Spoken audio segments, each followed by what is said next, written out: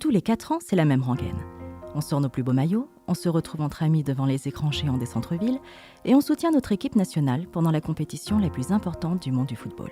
Mais pour cette édition 2022, il n'y aura ni fan zone ni écran géant dans la plupart des grandes villes de France. La raison ? Un appel au boycott qui prend de plus en plus d'ampleur. En effet, depuis quelques mois, de nombreuses personnalités publiques ont annoncé leur souhait de boycotter cette Coupe du Monde. À cela s'ajoutent différents médias qui ont pris le parti de ne pas couvrir l'événement, ou certains équipementiers qui masqueront leur logo sur les tenues de leurs joueurs. Mais comment en sommes-nous arrivés là ? Pourquoi le deuxième événement sportif le plus regardé au monde se retrouve au cœur d'une telle polémique ? Tout commence le 2 décembre 2010, lorsque Sepp Blatter, alors président de la FIFA, annonce le nom du futur pays organisateur, le Qatar.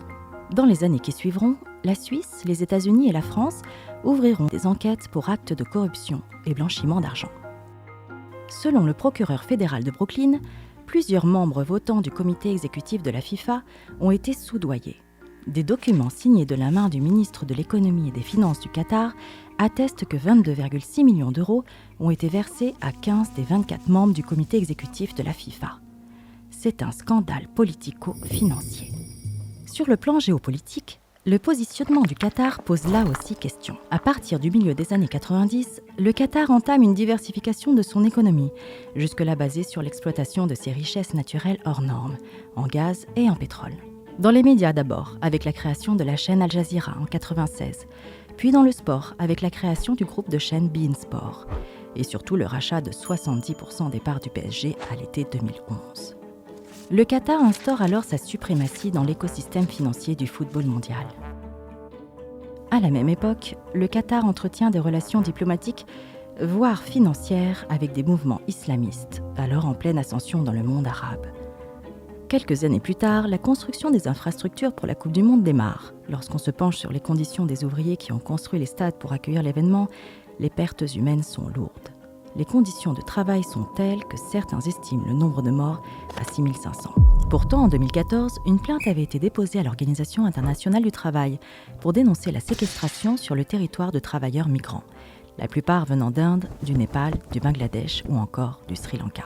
Logés dans des dortoirs insalubres, soumis au système de la kafala, une tutelle qui leur confisque passeport et argent, les ouvriers travaillaient sur les chantiers dans des conditions climatiques extrêmes. En 2017, la plainte est classée sans suite. Dans la foulée, le Qatar et l'Organisation internationale du travail lancent ensemble un programme de coopération auquel le Qatar participe à hauteur de 25 millions de dollars. Une somme jamais vue pour un programme de ce genre. En 2019, le Qatar annonce l'abolition de la kafala et l'instauration d'un salaire minimum. Les ouvriers ont dorénavant droit à un salaire correspondant à environ 240 € par mois, lorsque le salaire moyen au Qatar est d'environ 4 300 €. C'est enfin sur le plan écologique que l'événement fait scandale. Un événement sportif majeur dans un pays où il fait 45 degrés à l'ombre en été ? Difficilement envisageable. Face à cette incompatibilité météorologique, la FIFA a donc décalé l'événement au mois de novembre, où la température est en moyenne de 27 degrés. Alors, pour assurer la bonne tenue des matchs, même lors des journées les plus chaudes, le Qatar a proposé de construire 7 stades climatisés, à ciel ouvert. Bien qu'un manque de données transparentes empêche d'établir avec précision le bilan carbone d'un tel dispositif, c'est aujourd'hui une aberration dans un monde qui tend vers la sobriété énergétique. Et ce n'est pas tout. Le Qatar, qui n'a pas suffisamment d'infrastructures pour accueillir tous les visiteurs attendus, a récemment annoncé que des avions feraient quotidiennement la navette avec les pays voisins pour acheminer les supporters sur place. Un avion décollera toutes les 10 minutes pendant les 4 semaines de compétition. Tous ces scandales, politiques, écologiques, humains, ont de quoi nous révolter. Mais pourquoi les précédentes éditions de la Coupe du Monde n'ont-elles pas provoqué un tel lever de boucliers ? Au Brésil, en 2014, on parlait d'expulsions forcées, de disparitions suspectes, d'assassinats ou encore de fortes répressions policières.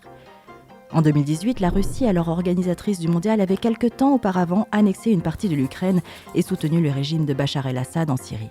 Si quelques voix s'étaient alors fait entendre pour dénoncer les scandales et les abus, nous étions bien loin du tollé provoqué cette année par le Qatar. Pour quelles raisons cette édition révolte l'opinion publique lorsque les précédentes n'ont ému presque personne ?